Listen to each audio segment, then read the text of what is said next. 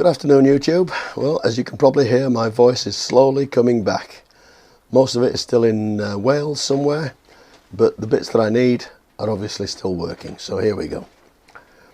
Today I took the Silver Fox down to Dairon's to get its MOT done, and sure as eggs is eggs, it passed without any problems at all. So that's another year's riding on that bike, well ahead of us now, and I'm going to really enjoy it. Today I've got a few jobs, or I've got a couple of jobs I want to do on the Enfield, one of which is in this box here. It's the new seat that's arrived, which I'll just pop out of the box now. Right, so here it is. This is the slightly lower seat, and when I checked the profile of this against the one that's existing, it was actually quite a bit narrower at this point here. So hopefully it'll be just as comfortable, but I'll be able to get my feet down on the ground a little bit better than I did before. There's two ways of doing this. I've checked out Stuart Fillington's video, and he did a very good, very instructive video on how to swap these seats out. Suggest you check him out. Is really, what he doesn't know about Royal Enfields isn't worth knowing, I think. But anyway, there's two ways of doing this. There's these two bolts here, which you can take the old seat off, and then you can just line this up and bolt it back on again. However, there's all kinds of little spacers and washers that you have to line up as well, which, if you can understand, if you're working that way up, it's going to be difficult to get them to all line up. The better way, which is Stuart's way, was to actually take the mounting bracket off altogether, which is just held on by two main bolts underneath the seat, and then once the mounting bracket's off, you can put it on the bench and take the mounting bracket off one, put it on the other, and then reverse the process to put the seat back on.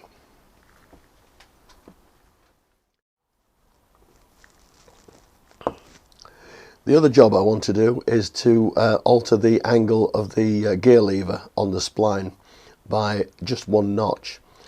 Now there's a process to follow in order to do that, which involves loosening the bolts on the frame in order to drop the foot peg down sufficiently that the thing will come off the spline. If you don't undo those bolts, then you're just not going to be able to take it off the spline. I'll show you what I mean in a minute. But first things first, let's get this seat sorted out.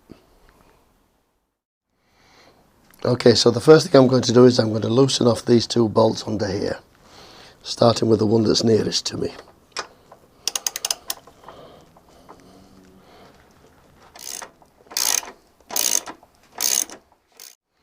Now the other one, see if you can reach into it. Right, that should be free.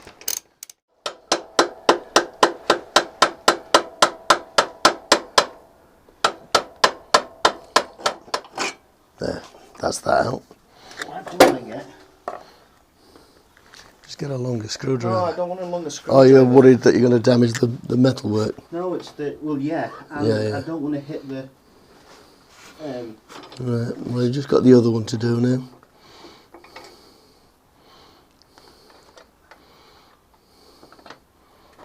No, that's just pushing out. Keep it coming. Got it. That's the other one. Right. Okay, now you should see that this seat should just lift from the back and come out from the front. Like that. There's the mounting bracket ready to go back on the new seat. Right, and the next job is to take these bolts off of here so that I can take this bracket off and put it onto that seat. 10mm bolts here.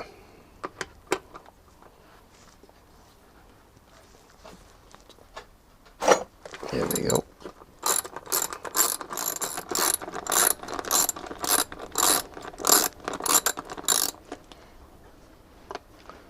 I could have done all this outside, but it's currently raining, so it's perhaps as well that I do it in here.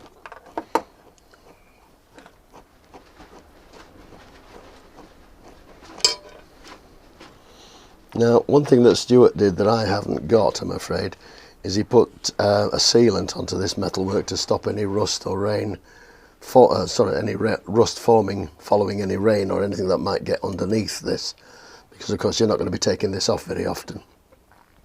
but I'll get around to that another time. At the moment, I just want to get this bracket onto that seat now.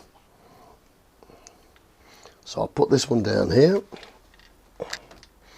and in true Blue Peter fashion, here's one I prepared earlier. So all the brackets, all the rubber grommets and whatever are all still there. It's just a case of seating them into the right place, like so, and reversing the process.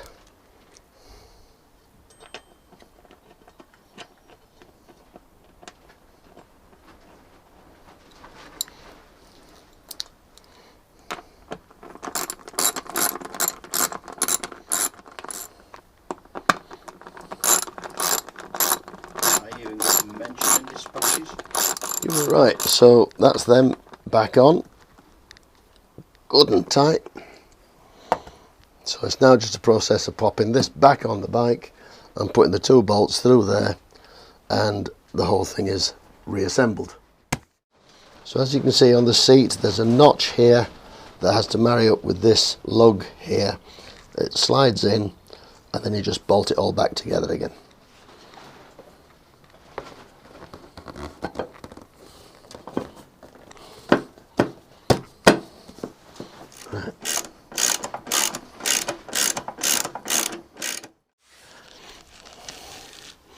Okay, so we've tightened up these 2 nuts here. The seat's on, and all that remains now is for me to sit on it and see how it feels. Okay, so as you can see now with this lower seat, my feet are properly flat on the floor, whereas before I was more like that. And you can see my toes were on the floor, but my ankles were well off it. But now I can get my feet flat on the floor, and it's really very, very comfortable. Yeah, it's a completely different seating position.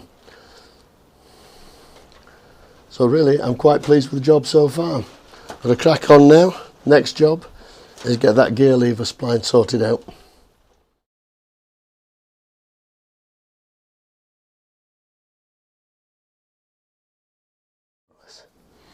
Okay, so the next job is to get this thing sorted out so that it comes up 1 notch on the spline.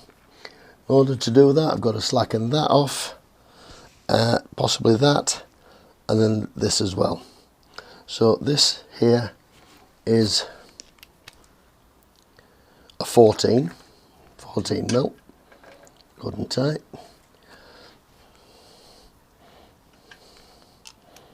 Now I have a 17 mil on the other side to anchor it, so I'm going to ask my able assistant Anthony to pop round there and just hold that spanner. Ready? Yep. Right, okay, so let's slacken this off.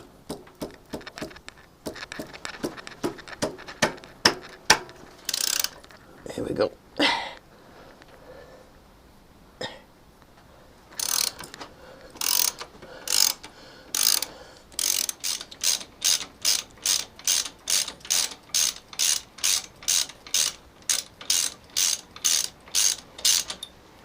Are we out? No? Not quite, but I can get the rest with my fingers.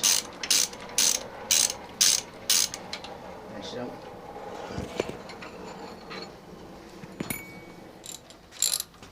Oh yeah, I was putting the wrong bolt for that. There we go. So this I'm using now is a 10 mil on the gear lever.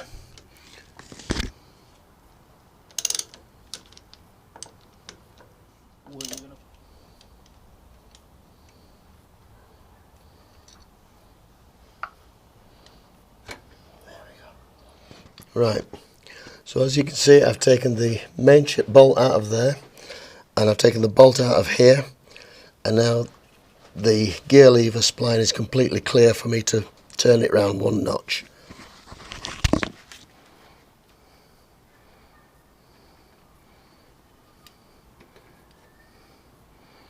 There we go, that should be sufficient. That back in there. If I use the right one.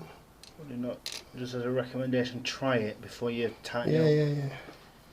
I need to put the bits and pieces back together again in order to do that. Right, all that remains to do now is just tighten this one up as well, and then I can do a test check on that and make sure it's where I want it.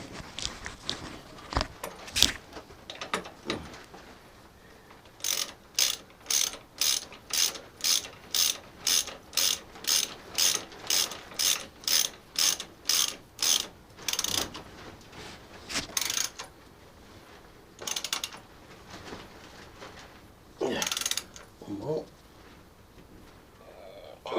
That'll do. Okay, all that remains for me to do now is get on it and make sure that everything fits where I want it on here, and then I'll just give everything a fully tightening up, and job should be a good one. Right then, YouTube, I'm going to be bringing this to a close because I think my voice is finally going to give up the ghost again. So let's see what this feels like. The pedal now actually falls comfortably where I like it to be. As you can see, the pedal now falls just nicely under my toe where I want it. I can reach underneath it to get it into the next gear and back again. That, I think, is a success. All that remains to do now is take it out for a run, which I'll do probably tomorrow now. So I have to say a big thank you to Anthony for all the help he's given me today with doing this particular job. Problem, boss. Happy to help. Cheers. Well, good morning, YouTube. As you can hear, my voice is still a little bit croaky, but wow, what a difference a bit of spannering can make. It's absolutely changed this bike completely. The new seat, which is just a little bit lower than the original, is really comfortable. I can get my feet pretty much flat on the floor. I know I said in the garage that I could get them absolutely flat on the floor, but on the road where there's a bit of a camber or there might be the odd pothole or whatever, I'm fairly flat on the floor, but close enough for it not to matter. I can pretty much get my heel onto the ground. I know I said ankle earlier, but I was referring to my heel. But wow, what a difference it's made. Also, changing the gear shift lever by 1 notch on the spline has completely changed this bike entirely. I've been riding around now for about half an hour and I've not had a single false neutral at all. And I'm really pleased with that. Brilliant change to the bike it's made, and it's now absolutely spot on. I'm going to have many happy miles riding this bike, I'm sure of that. The next addition I'd like to make to this bike is some sort of saddlebags or panniers of some sort. It needs it. It's something I like to have so that I can carry my various bits and pieces with me, including cameras and the like.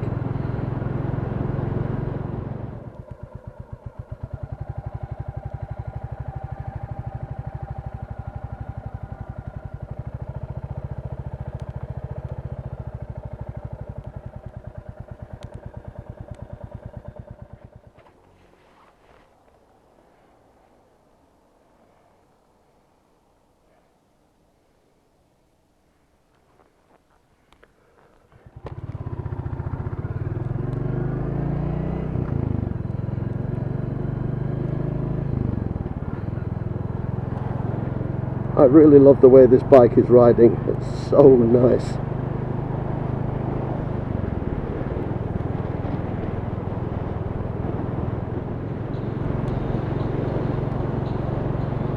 Anyhow, I'll sign that off in the usual way by saying, look after yourselves, look after the people around you, and until next time, bye for now.